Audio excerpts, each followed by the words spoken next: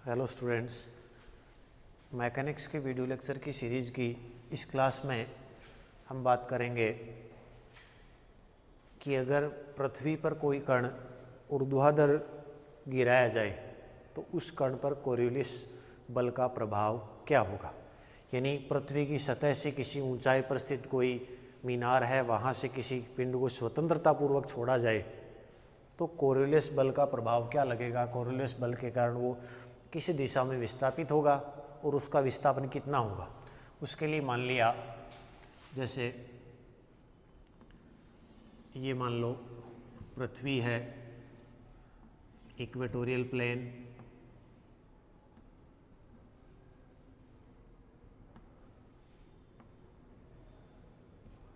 और पृथ्वी की सतह पर ये कोई लेमडा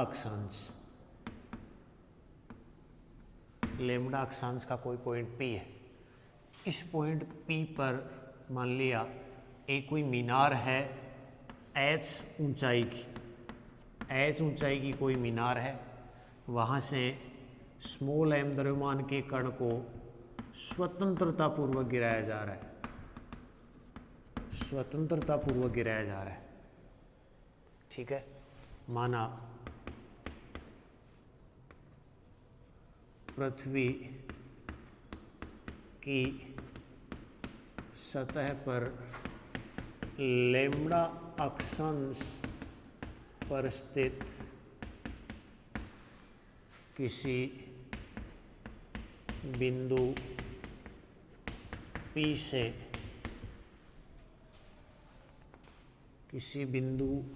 P पर स्थित स्मॉल h ऊंचाई की मीनार से किसी स्मॉल m द्रव्यमान के कण को स्वतंत्रतापूर्वक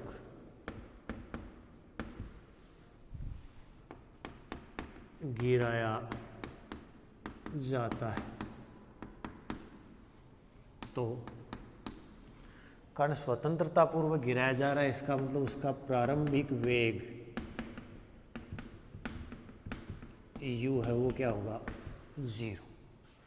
अब देखो, हमने जो कोऑर्डिनेट सिस्टम माना था उसमें पूर्व की ओर हमने x डैश माना था, उत्तर की ओर y डैश माना था, और ऊर्ध्वाधर हमने क्या माना था, z डैश। तो कण है वो ऊर्ध्वाधर नीचे की ओर गिरेगा, मतलब वो इस डायरेक्शन में मूवमेंट करेगा। तो ये z डैश मतलब इधर k डैश केफ है, तो इस डायरेक्शन में क्या हो जाएगा, माइनस k डैश केफ। यानी कण गति करेगा, वो जो दिशा हो जाएगी क्या हो जाएगी, माइनस k डैश केफ। अब कण को विरामावस्था में गिराया जाएगा, जैसे जैसे कण नीचे की ओर जाएगा उसका वेग बढ़ेगा। तो माना किसी समय कण का वेग, मान लिया v डैश वेक्टर मान लूँ मैं, तो v डैश वेक्टर क्या होगा, मैग्नीट्यूड v डैश, और डायरेक्शन क्या हो जाएगी उसकी, माइनस k डैश के। ठीक है, प्रारंभिक वेग 0 हो गया, जैसे जैसे नीचे जाएगा वेग बढ़ेगा। किसी समय पे मान लिया मैंने वेग का मैग्नीट्यूड v डैश हो गया, डायरेक्शन क्या हो गई, माइनस k डैश। तथा पृथ्वी का कोणीय वेग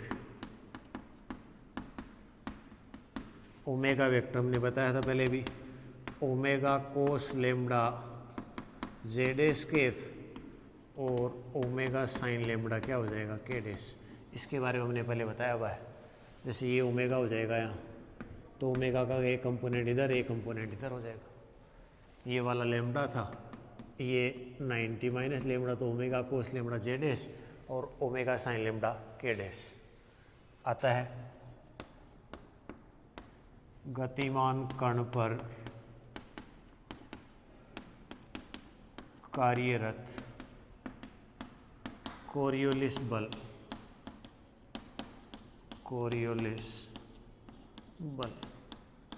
F सी वेक्टर क्या होगा, -2m omega cross V dash F C vector is equal to -2m। Omega की value omega cos lambda J dash K plus omega sine lambda K dash K, फिर cross ये V dash, minus sign तो यहाँ ले लूँ मैं, तो ये माइनस साइन पहले से ये प्लस हो जाएगा, क्या हो जाएगा ये V dash K dash K, cross product F C vector is equal to 2m।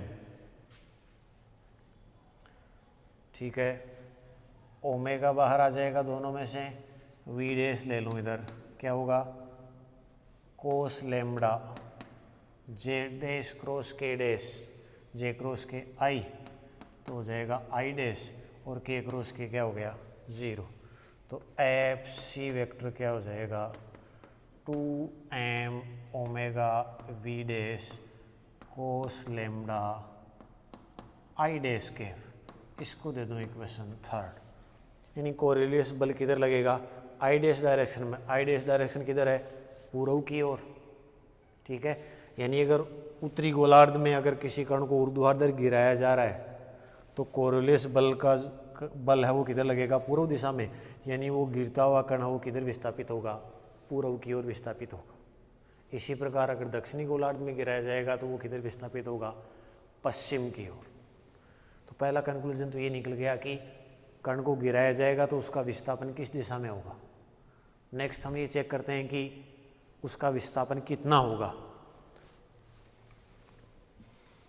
ठीक है,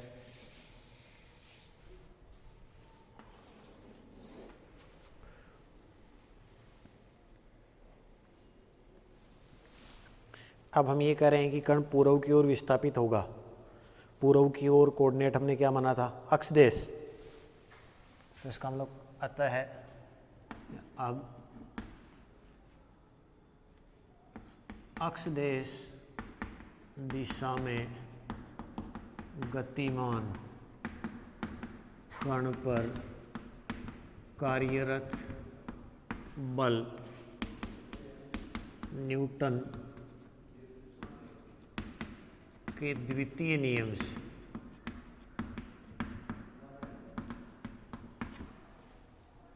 F इज इक्वल टू क्या होगा m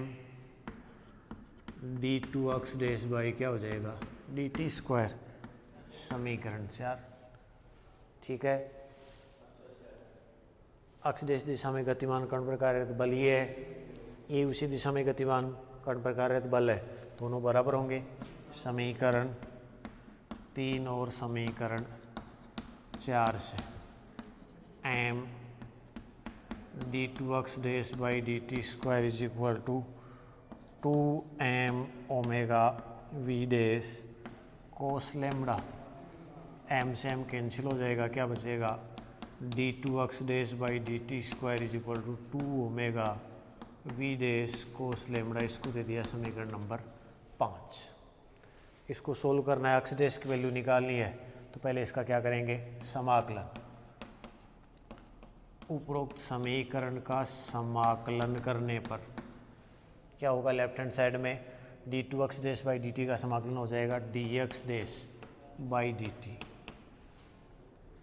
सॉरी, देखो समाकलन करेंगे लेकिन t के रेस्पेक्ट में करेंगे तो यहाँ t की टर्म नहीं है, तो पहले इसको थोड़ा और मॉडिफाई करते हैं।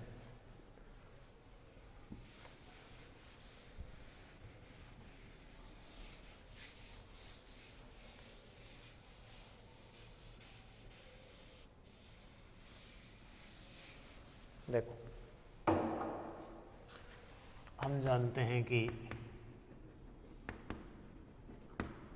गति के प्रथम नियम से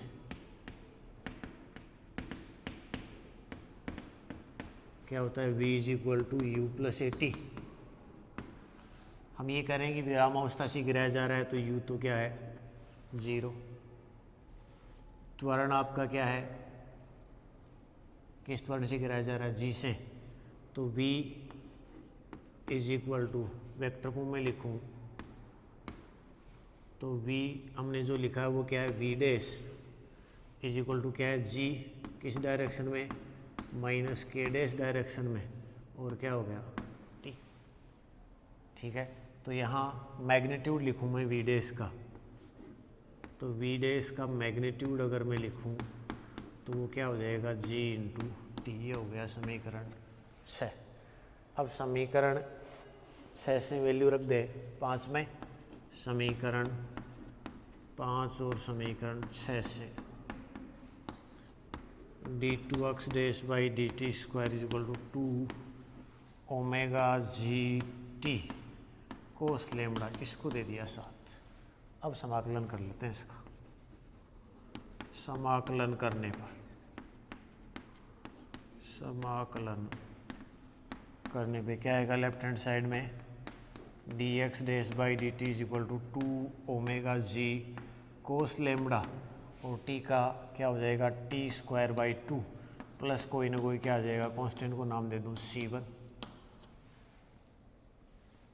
अब इंटीग्रेशन कांस्टेंट की वैल्यू कैसे कैलकुलेट करेंगे, देखो at T is equal to 0, जब कण को विराम अवस्था से हमने गिराया था तो उस समय उसका अक्ष दिशा में कोई वेग नहीं था, अक्ष दिशा में वेग का मान क्या था, 0।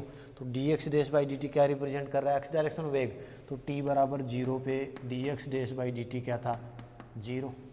तो ये 0 इम्प्लाइज C1 की वैल्यू क्या हो गई, 0। ठीक है, तो यहाँ से क्या मिला, D X dash by D T is equal to 2 से 2 कैंसिल हो जाएगा, omega G T square, omega G T square cos lambda, इसको कह दूँ समीकरण 9। फिर अगेन समाकलन करने पर, समाकलन करने पर लेफ्ट हैंड साइड में क्या आ जाएगा, अक्ष देश, राइट हैंड साइड में omega G cos lambda, T square का क्या आ जाएगा, T cube by 3 plus integration constant क्या आ गया, C2। C2 की वैल्यू कैलकुलेट करने के लिए at T is equal to 0, हमने कण को विराम अवस्था से गिराया था, तो हमने ये कहा है कि कोरिलियस बल के कारण वो पूर्व की ओर विस्थापित होगा, लेकिन वो तो तब विस्थापित होगा ना जब वो मूव कर रहा था। ये तो इनिशियल t बराबर 0 पे तो वो विराम अवस्था में था, इसका मतलब उसका अक्ष डायरेक्शन में कोई विस्थापन नहीं था, तो यानी अक्ष देश का मान क्या था, 0। ऐसा हुआ, ये 0 तो C2 भी क्या आ जाएगा, 0। दैट इम्प्लाइज अक्ष देश की वैल्यू क्या आएगी, 1/3 ओमेगा जी टी क्यूब कोस लेमड़ा।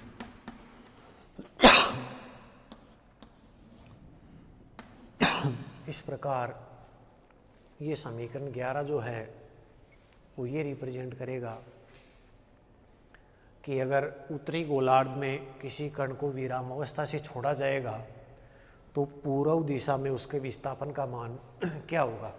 अक्ष देश जो है वो पूर्व दिशा में विस्थापन को निरूपित करता है। ठीक है, इस क्लास में इतना ही पढ़ेंगे। नेक्स्ट क्लास में ये चेक करेंगे कि ये यहाँ ये शो हो रहा है कि अक्ष देश है वो टाइम पे डिपेंड कर रहा है, जबकि वास्तव में हमने ये कहा था कि वो किसी हाइट से गिराया जा रहा है, तो हाइट के साथ उसकी डिपेंडेंस कैसी होगी वो नेक्स्ट क्लास में चेक करेंगे।